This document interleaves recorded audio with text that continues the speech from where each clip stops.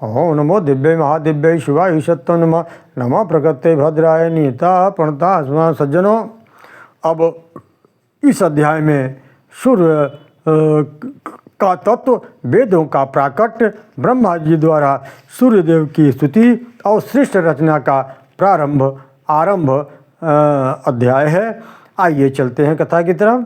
कौष्टिक ऋषि बोले, हे द्विजश्रेष्ठ, आपने मन मंत्रों की स्थिति का भली भांति वर्णन किया। अब राजाओं का संपूर्ण वंश, जिसके आदि ब्रह्मा जी हैं, आप उसका यथावत वर्णन कीजिए। मार्कंडेय ऋषि कहते हैं, हे वत्स, प्रजापति ब्रह्मा जी को आदि बनाकर जिसकी प्रवृत्ति हुई है, जो संपूर्ण जगत का मूल कारण है, उस राजवंश का तथा उसमें प्रकट हुए राजाओं के चरित्र का वर्णन सुनो। जिस वंश में मनु, इक्ष्वाक, अनरण्य, भगीरथ तथा अन्य सैकड़ों राजा जिन्होंने पृथ्वी का पालन किया उत्पन्न हुए थे, वे सभी धर्मज्ञ, यज्ञकर्ता, सूरवीर, परम तत्व के ज्ञाता थे। ऐसे वंश का वर्णन सुनकर मनुष्य समस्त पापों से छूट जाता है। पूर्व काल में प्रजापति ब्रह्मा ने नाना प्रकार की प्रजा को उत्पन्न करने की इच्छा लेकर के दाहिने अंगूठे से दक्ष को उत्पन्न किया, बाएं अंगूठे से उनकी पत्नी को प्रकट किया। दक्ष के अदिति नाम की एक सुंदरी कन्या उत्पन्न हुई, जिसके गर्भ से कश्यप ने भगवान सूर्य को जन्म दिया।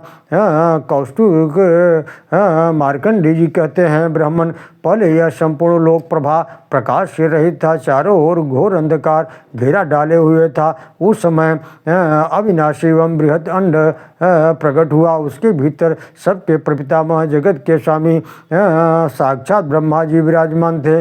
उन्होंने उस अंड का भेदन किया। महामुनि उन ब्रह्मा जी के मुख से ओम यह महान शब्द प्रकट हुआ। उससे पहले भू, फिर भुवः, तदनंतर स्वः, ये तीन व्याहृतियाँ उत्पन्न हुई, जो भगवान सूर्य का स्वरूप है। ओम इस स्वरूप से सूर्यदेव का अत्यंत सूक्ष्म रूप प्रकट हुआ। उससे मह, फिर जन उत्पन्न हुआ, तो उससे तम और तब से सत्य प्रकट हुआ।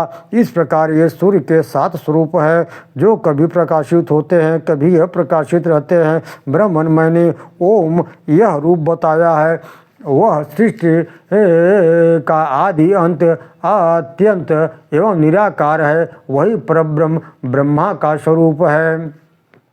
उक्त अंडा का भेदन होने पर अव्यक्त जन्मा ब्रह्मा जी के मुख से ऋचाएँ प्रकट हुई। तत्पश्चात ब्रह्मा जी के दक्षिण मुख से यजुर्वेद मंत्र प्रकट हुए। ब्रह्मा के पश्चिम मुख से सामवेद के छंद प्रकट हुए। अथर्ववेद उत्तर मुख से प्रकट हुआ।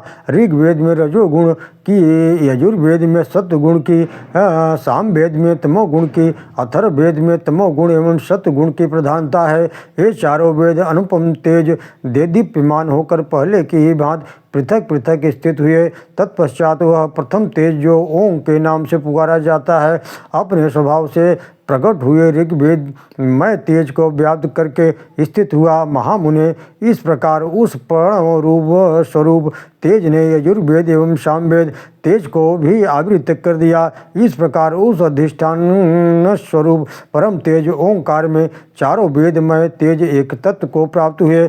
ब्रह्मन, तदनंतर वह पंचीभिमुत उत्तम वैदिक तेज परम तेज प्रणव के साथ मिलकर एक तत्व को प्राप्त होता है। तब सबके आदि प्रकट होने के कारण उसका नाम आदित्य होता है। वह आदित्य ही इस विश्व का विनाशी कारण है।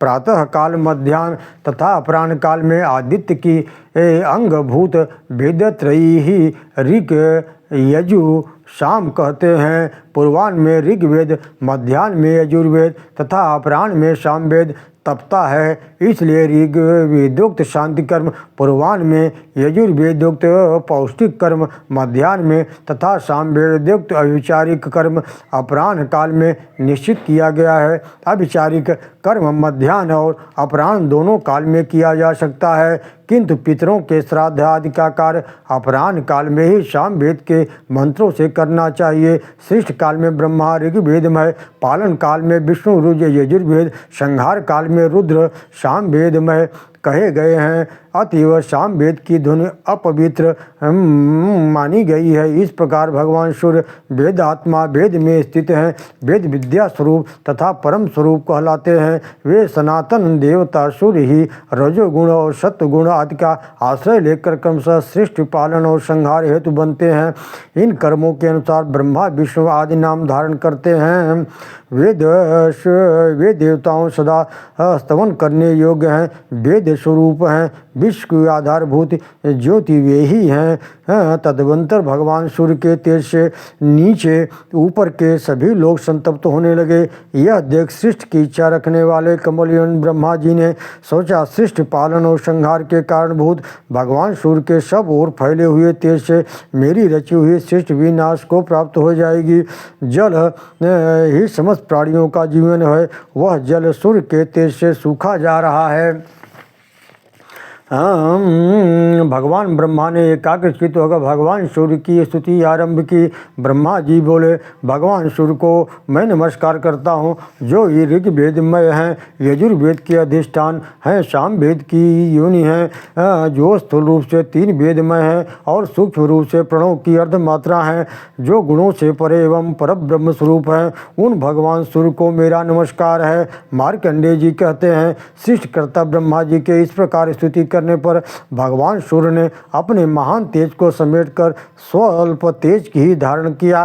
तब ब्रह्मा जी ने पूर्व कल्पांतरों के अनुसार जगत की सृष्टि प्रारंभ कर दी। महामुनि ब्रह्मा जी ने पहले की ही भांति देवताओं, असुरों, मनुष्यों, पशु पक्षियों, वृक्ष लताओं तथा नरक आदि की सृष्टि की। ओम नमो दिव्य महादिव्य शिवाय सत्यम नमः। नमो प्रकृते भद्राय निहिता प्रणता स्मताम।